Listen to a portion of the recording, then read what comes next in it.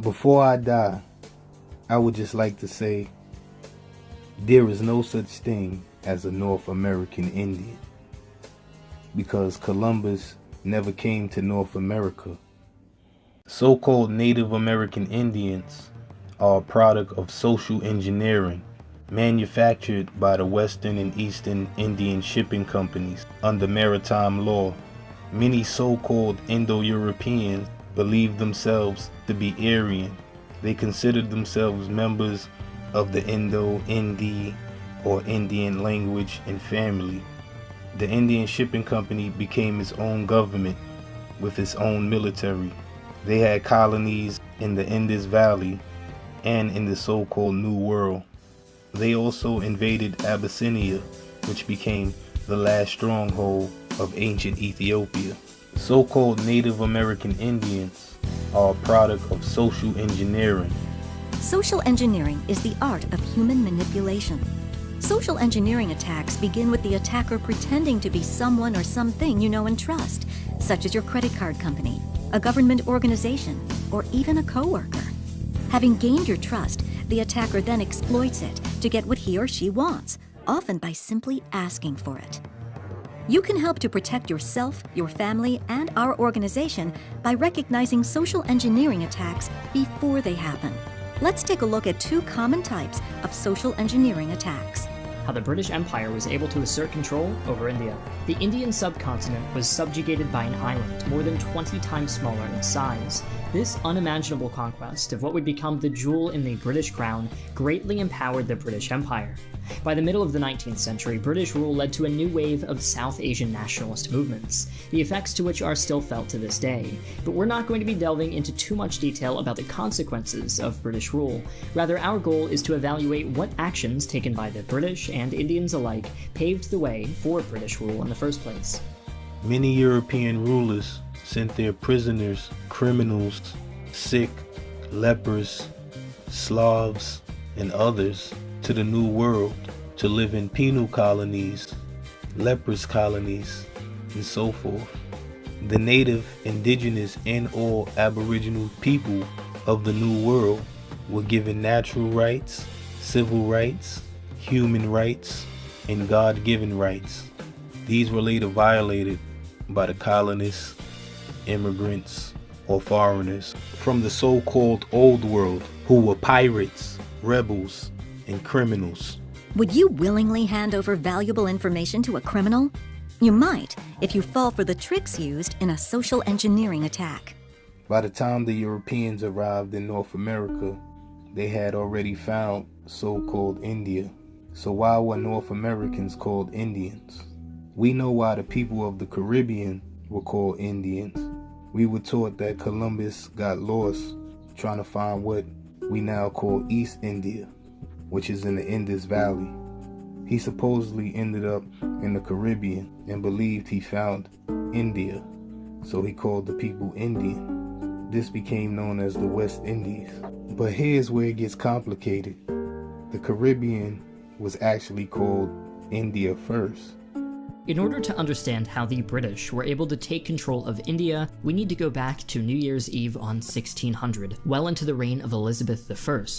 It was her signature on a royal charter granted to a group of adventure merchants, later known as the East India Company, that would change the destinies of two nations forever.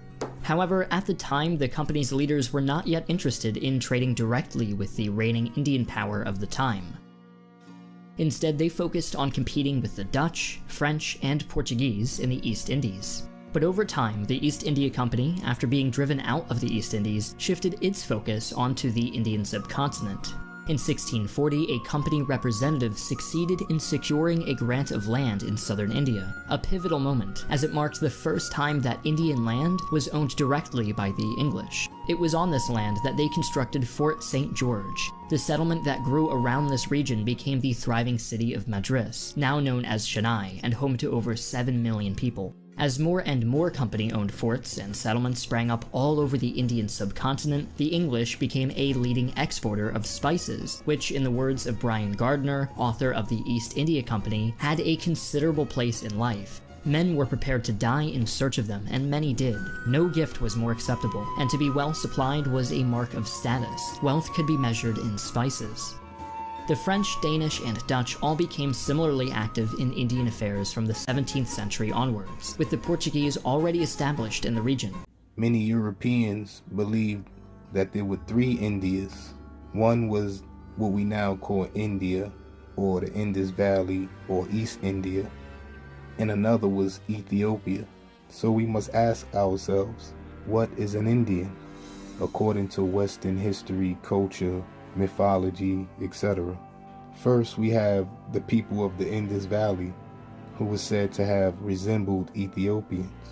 As the 18th century commenced, the Europeans became increasingly involved in Indian affairs. They could afford to, because the Mughal Empire, which once ruled over not just the majority of India, but also parts of modern-day Pakistan, Afghanistan, and Bangladesh, was on the decline in the wake of very costly wars of conquest. The Mughals suffered from repeated invasions by Persians, Afghans, and other Indians. In 1739, the Mughal capital, Delhi, was sacked by the Persian ruler Nader Shah, following the decisive Battle of Kurna, and in 1748, Nader Shah's protege, the Afghan Ahmed Shah Durrani, also led his armies into Mughal territory, beginning his own invasion. Due to these factors, by the middle of the 18th century, the Mughal emperor took the role of a figurehead to many new empowered local rulers. The Mughal Empire ultimately succeeded the dynasty of Genghis Khan, or the Mongol Empire.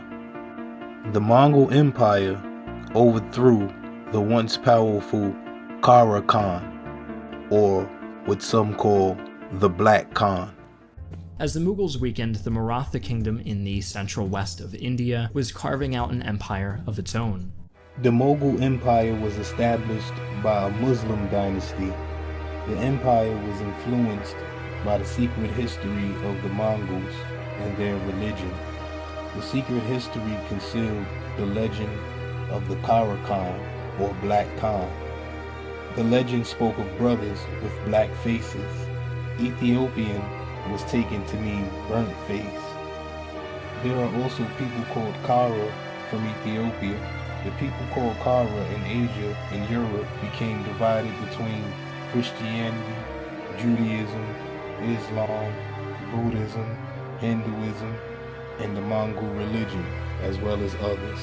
The Mongol, or so-called Mongoloid people, were already in the so-called New World with the Aboriginals, who were said to have resembled Ethiopians, or so-called black people. The Aboriginals would have also resembled the Kara Khan, or Black Khan.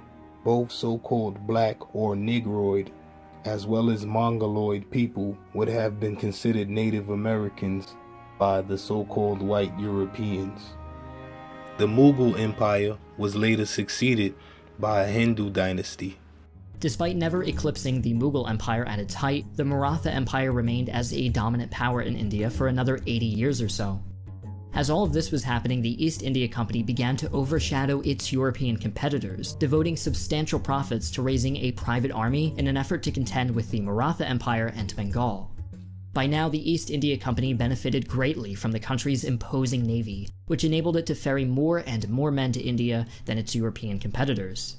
As much as the company's military aided in its growth, it was the laissez-faire policy that won over many local rulers to their side, many of whom benefited financially from their dealings with the company and did not perceive their sovereignty to be at risk. Of all the Europeans who had established themselves in India, the British and French based in the south were now preeminent. But under the daring Robert Clive, the British East India Company's army was able to defeat both the Bengalese and their French allies at the Battle of Plassey during the 7 Years' War, which, by the 1760s, allowed them to assert control over much of the Indian subcontinent unchecked through direct territorial possession or indirect tributary arrangements. To quote Gardner once more, by the Treaty of Paris 1763, the French forts taken by the company were returned to them, some of them having been razed to the ground. But the French never recovered, and only 6 years later, the French East India Company collapsed, although the stations remained in the possession of France. During the British advance into the Indian heartland, it encountered staunch resistance from the Sikh Empire and other Indian states not interested in doing business with the English. The Duke of Wellington, who would later go on to defeat Napoleon, won several victories against these states while aiding his brother Richard Wellesley, who acted as Governor General of India. Consequently, by the turn of the 19th century, the Wellesley brothers had succeeded in leaving behind them the foundations of an empire greater even that of Akbar himself. The so-called white Aryans would later establish their own class system, which would take form in the New World. Those with so-called Indian here were imagined to be akin to the Indo-European or Aryan, who were akin to them. So-called Africans were seen as an inferior race of humans, which were not akin to so-called white Aryan Europeans. The so-called white Aryan Europeans were imagined to be the master race.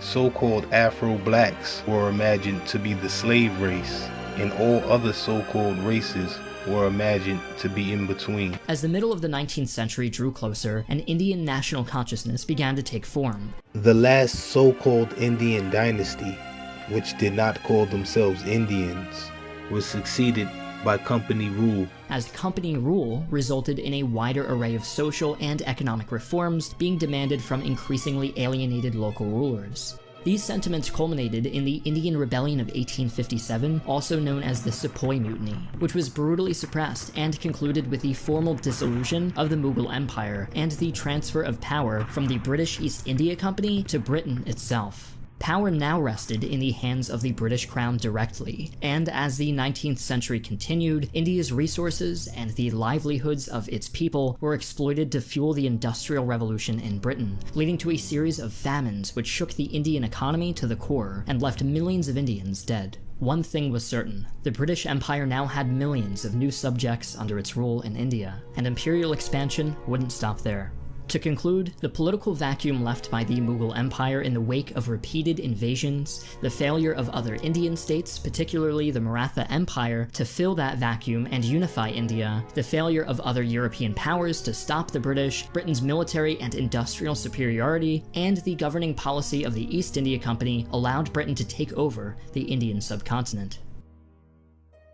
Company rule was also established in the West Indies. Company rule only applied to those called Indian, which were a product manufactured by the company. Company rule later came to North America in the form of the $5 Indian. The company would later help to establish the Washington District of Columbia Corporation, called the United States. So we must ask ourselves, what is an Indian? According to Western history, culture, mythology, etc. First, we have the people of the Indus Valley, who was said to have resembled Ethiopians. Ethiopian was taken to mean dark-skinned people. Some had woolly hair texture, later called Afro or African. Others had non-Afro hair, later called Indo or Indian. Those with so-called Afro hair became known as African, and those with so-called Indo hair became known as Indian. Second, we have the people of Ethiopia. If Ethiopia was considered one of three Indias, then it would have been classified as the birthplace of both Africans and Indians, whose original people had dark skin and woolly hair. And last, we have the people of the Caribbean, who were mistaken for Indians, and the people of America, later called Indians, said to have resembled Ethiopians. So-called East, West, and American Indians were said to have resembled Ethiopians. It is also believed that Ethiopia is the birthplace of so-called Native Africans, Indians, Americans, Asians, and all of mankind. Ethiopian was taken to mean dark-skinned people. All so-called blacks were once called Ethiopian. So we must ask ourselves, what is an Indian? According to Western history, culture, mythology, etc., the people of the Indus Valley was said to have resembled Ethiopians. Ethiopian was taken to mean dark-skinned people. All so-called blacks were once called Ethiopian. So we must ask ourselves, what is an Indian?